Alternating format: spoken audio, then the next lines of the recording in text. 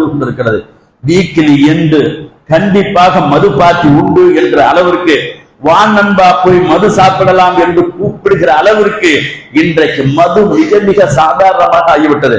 அதுவும் இது போன்ற பகுதிகள் எல்லாம் மிக அதிகமாக மது புழங்கப்படுவதை பார்க்கிறோம். ஆனால் இப்படி மதுவில் தொடர்ந்து இருப்பவன் இருக்கிறானே, கல்யாணத்துக்கு முந்தன நாளாகட்டும் இன்னும் ஏதோ ஒரு காரணத்தை சொல்லிக்கொண்டு வாரந்தோறும் அல்லது அடிக்கடி இது போன்று இந்த பாவத்தை செய்யக்கூடியவர்கள் புரிந்து கொள்ள வேண்டும். இப்படிப்பட்டவர்களை அல்லாஹ் நாளை பார்க்க பேச பரிசுத்தப்படுத்த மாட்டான். அல்லாஹ்வின் அன்பை பெற மாட்டார்கள். இவர்கள் நிரந்தர நரகத்திற்குரியவர்கள். அதற்கடுத்து அல்லாஹ் சொன்னார்கள்,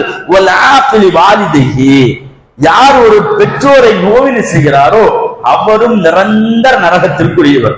பெற்றோருக்கு யார் நோவினை செய்கிறாரோ, அவரை யார் தொந்தரவு செய்கிறாரோ, அவரிடத்தில் யார் கண்ணியமாக நடத்தவில்லையோ, அவரை யார் கவனிக்கவில்லையோ, அவருக்கு உண்டான உதவிகளை யார் செய்யவில்லையோ, இந்த அநியாயக்காரன் அல்லாஹ்வுடைய அன்பை பெறாதவன், இவன் நிரந்தர நரகத்திற்குரியவன், நிரந்தர நரகத்திற்குரியவன். ஆகவே பெற்றோர்கள் விஷயத்தில் மிக மிக மிக எச்சரிக்கையாக இருந்து கொள்ள வேண்டும். பெற்றோர்கள் விஷயத்தில் மிக மிக எச்சரிக்கையாக இருந்து கொள்ள வேண்டும். காரணம், அவர்கள் நமக்கு ஒருவேளை சொர்க்கத்தின் வாசலாகவோ அல்லது நரகத்தின் வாசலாகவோ இருந்து கொள்ளலாம்.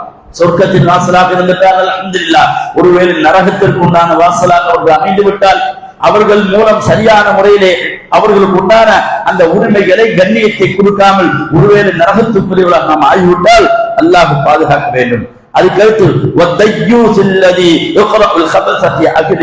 தன் குடும்பத்தில் நடக்கிற அசிங்கங்களை கண்டும் காணாதிருக்கக்கூடிய குடும்ப தலைவனை அல்லாஹ் தஆலா நாளை நிரந்தரமாக சொர்க்கத்திற்கு தடை செய்யப்பட்டவனாக ஆகிவிடுவான். குடும்பத்தில் நடக்கிற தவறுகளை கண்டிக்க வேண்டும். அதற்காக வேண்டி என்ன செலவானாலும் பரவாயில்லை, எவ்வளவு பெரிய இழப்பானாலும் பரவாயில்லை, அதற்காக வேண்டி வருத்தமும் பயமும் படக்கூடாது. குடும்ப தலைவனாக இருக்கக்கூடியவர்கள் தன் மனைவியிடத்தில் ஒழுக்க விஷயத்தில் மிகவும் கண்டிப்புடன் நடந்து கொள்ள வேண்டும். தன் பிள்ளைகள் விஷயத்தில் ஒழுக்க விஷயத்தில் மிகவும் கண்டிப்புடன் நடந்து கொள்ள வேண்டும். சில நேரங்களில் பார்க்கிறோம், தனது மனைவிக்கு ஃபர்தாவுடன் அழைத்து விடுவார், ஆனால் தனது மகளை அந்த வெறும் அவருக்கு போட்டு சிறுதாவோடு அழைத்து விடுவார். தாம் மனைவியை எப்படி மார்க்கம் சொல்கிறதோ அந்த ஒழுக்கத்துடன் மனைவியை பார்ப்பார், ஆனால் தன் மகளுக்கு அப்படிப்பட்ட ஒழுக்கத்தை கற்பிக்க மாட்டார். இப்படிப்பட்டவர்கள் நாம் பார்க்கிறோம்.